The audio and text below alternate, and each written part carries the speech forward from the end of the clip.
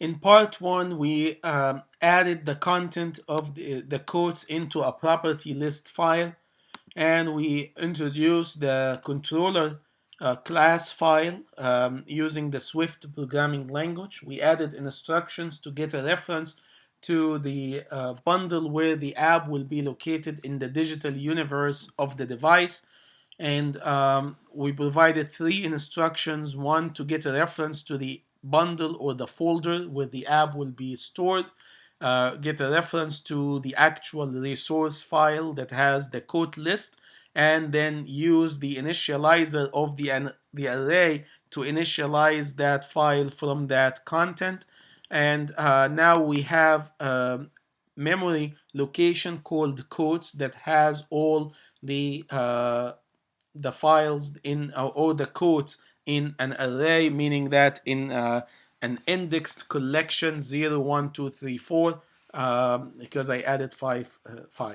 The next step is to add a custom function so that when the app loads, the function generates a random code and assign it to the label. Notice that my class has access to the codes, so I can manipulate them, but I don't yet have access to the label. If you can see here, there's no reference to any labels. The label exists on the storyboard, and here is our label component.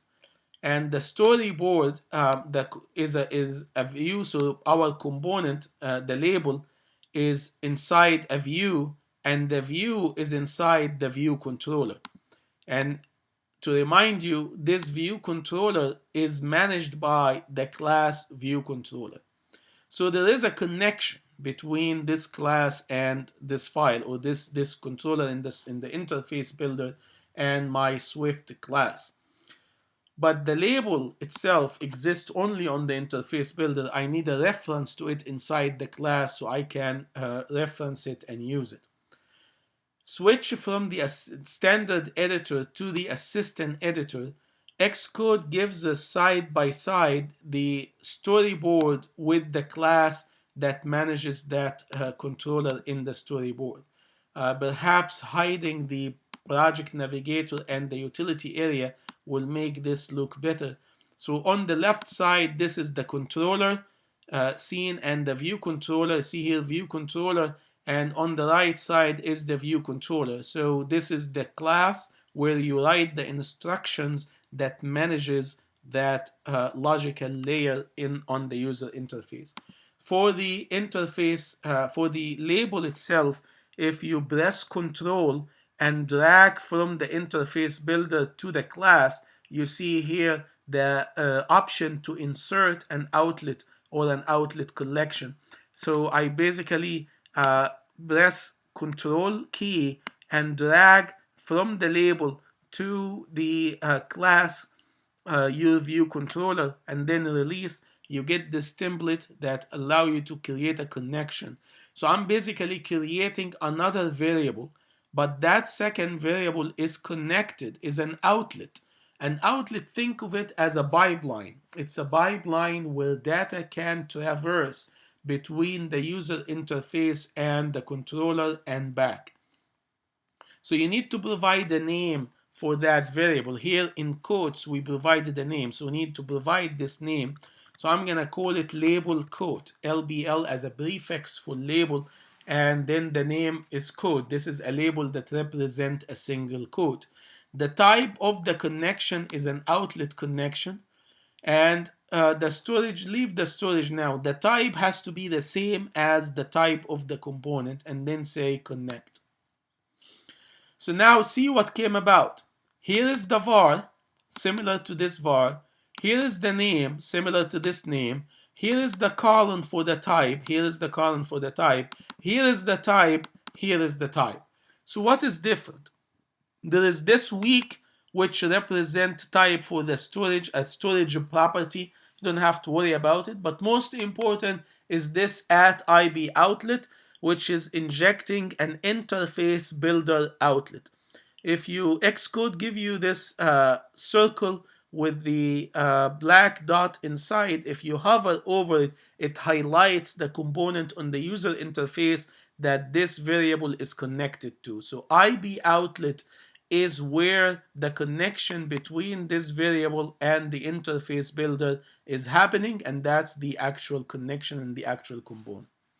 The second difference is there's no equal sign and no initializer, but instead there's an exclamation mark. What that means is that this is not an initialized variable, and it's not going to initialize here because it is initialized in the interface builder. So this, for this class, until the app loads, this label is not initialized, so it contains nothing. And this is why we have that exclamation mark to indicate to the iOS or to the compiler or to the Swift language that we understand, we know that there is a possibility of this label not be initialized.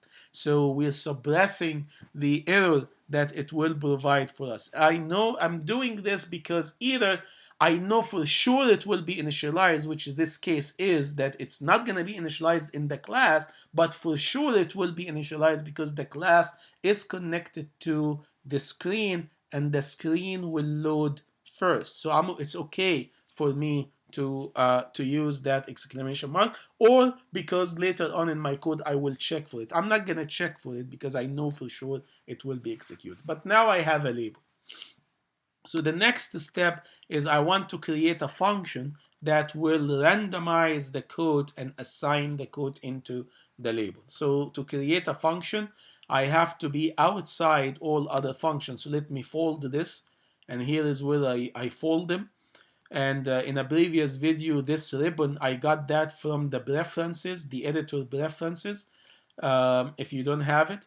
So I'm going to create another function. A function has to be inside the body of the class, but should be outside the body of another function.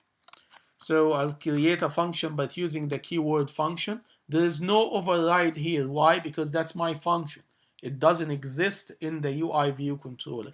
Then I need to give the function a name. So in this case, I will call it, I think we said display code. And then, does the function need data from anyone? This is the parentheses contains the parameter list. So no, this function does not need data from anyone. Does the function need to give data to anyone? No, the function is not going to give data to anyone. So now I can open the body of the function. So here is the body of the function. So what should go inside this function? Step number 1, I need to get a random number between 0 and the size of the quotes array. Then step number 2, after I get that number, I need to retrieve the quote from the array at the index provided by the random number. Then step number 3, I need to assign the text, assign the quote to the text property of the label. All right, 3 simple steps. Now you will say, I have no idea how to even start with this. That is true. This is why you are watching me. If you know how to do that, you wouldn't be watching this. My approach here is that I am teaching you how to program, and I'm teaching you how to build apps by showing you some examples. I'm hoping is that as I show you more and more examples, you will be building your own collection of libraries, techniques, instructions, and you will be able to build your own. But if you want to search any of that, you can go to the API documentation and you can search. So to get a random number, I first need to know what is the size of the quotes array. So the quotes array, I can ask it, what is your size? Either with size, no, there's no size, maybe count. Yep, there is a count. So the count here, it says the number of objects in the array. So the quotes array itself, one of its members can tell you how many they are. And it tells you here the type int, and what is this? It's a v, meaning that it's a variable, it's data item, versus m, which means it's a method. So this is a data item that gives you back an integer. int is an integer. So this is the quotes.count, which gives you back an integer. So I have to keep that integer with me. So I say let size equal quotes.count. So this simple instruction, what it does is it goes and calculates, goes to the quotes array, to the count property, and gets the number, which in this case should be 5, and then assign that to a new memory location that I just created in memory. That doesn't change because I used the let keyword. It doesn't change. That is named size. So now that I got that, I can generate the random number. So how do you generate the random number? There are functions. There are several functions. A simple function is called random. But when I generate a random number, I need to put it in memory as well. So I will call here let random index. So whatever random number I will generate, I'm going to assign it to a new memory location called random index. And I'm going to use a function called random. So here is the function random. It gives you random number generator, and you can go there for more. And it gives you back the random number as an integer. See, this is a function. This is what they call a global function. It's not part of any class. Now, this random function will give you a random number between 0 and 1. But I want it to give me a random number between 0 and size. So I use this modulus operator and put the size over here. So now it's going to give me a random number between 0 and the size. So that's the first step. Now the second step is to retrieve a quote from the array. So how do I retrieve a quote from the array? But when I retrieve it, I also need to put it in memory. So let me create a memory. It's not going to change. I just need to hold it so I can put it in the label. So I can say random quote equal. Then I go to the array and say, array, how can I get one of your members? So dot, how can I retrieve one of your members? You can search here, or you can go to the API documentation and read about the array, or you can just follow what I tell you. So it's object at index. So object at index, that's the function that returns the object located at the specific index. So it received an index of the type int, very similar to the type that random gives you. And it gives you back a type as any object, not as a string. So I'm going to have to make a conversion here. So object at index, what is the index I want to use? I want to use random index. And this one gives me, I need to assign this as a string. So I say as and string.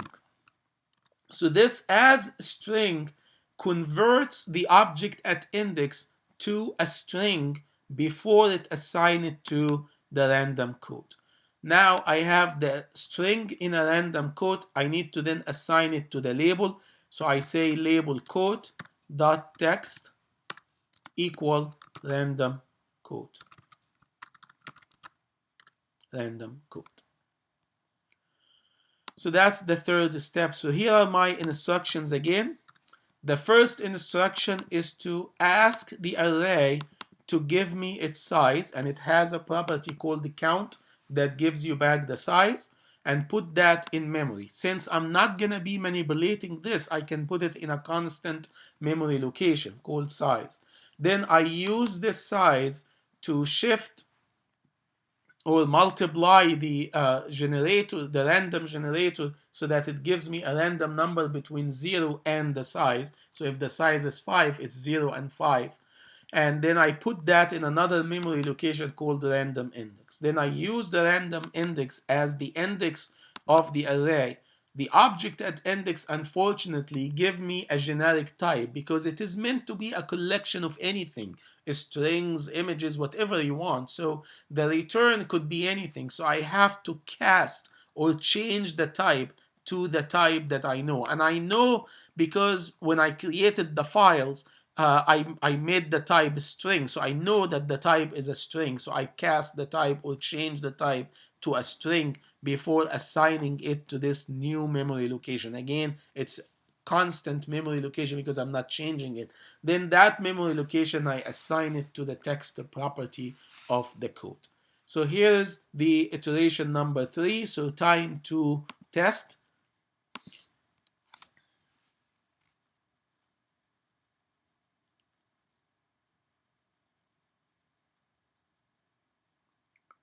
So it takes its time, and now it's compiling the source file. So it takes our source file, compile it, meaning that check the instructions of the file against the rules of the programming language and the expectations of the iOS platform to make sure that our instructions are compatible and can be interpreted. This is important before shipping the application to the phone and making sure that the application does not destroy the phone or does not causes any disruption to the phone or the device.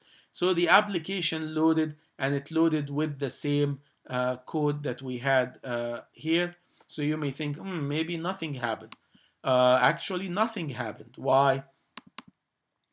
Because while I have this function, display code, this function was never executed. Why it was never executed? Because there was no event to execute that function. The only event that is recognized here is the viewDidLoad. And all what viewDidLoad does, it retrieves the content into the array, but it does not notify this function to execute. So that's why the first code is the same code here. So now let's add another step, step 4, display the code. So to call this function, I basically type its name. And Xcode is smart, so it gives to me as here. So now so what I'm doing here, I'm saying to the controller, not this controller, but the iOS controller who manages the apps, after it in the viewDidLoad, after it executes all of this, jump into the display code and execute those steps. And that should change the code. Let's see, again, switch to this standard editor. So the first code I have here is begin with the end in mind, but I don't think the first random will be 0. So it's probably going to be something different. Let's see. Yeah, so here you see that the switch happened. It started with the hard-coded version, and then it switched it to this other code, which was code number 4. So this is index number 3. So this means that the random code was number 3. Let's do another test. So it came with the same one. And that's the thing about randomization I mentioned before. Because we are stopping the app and launching the app again, the initial conditions of the randomization are the same. So when the initial conditions of the random function are the same, the random function may just will generate the same random index. You have only 4 possibilities and you start the app, but when we go to the browsing, you will see that when we browse, it will be a little bit different. There is another function called arc for random uniform. This function has better randomization, but it requires a lot of data conversions. So we'll stay with random since we're going to be adding the browsing in the next iteration, but that's conclude this iteration number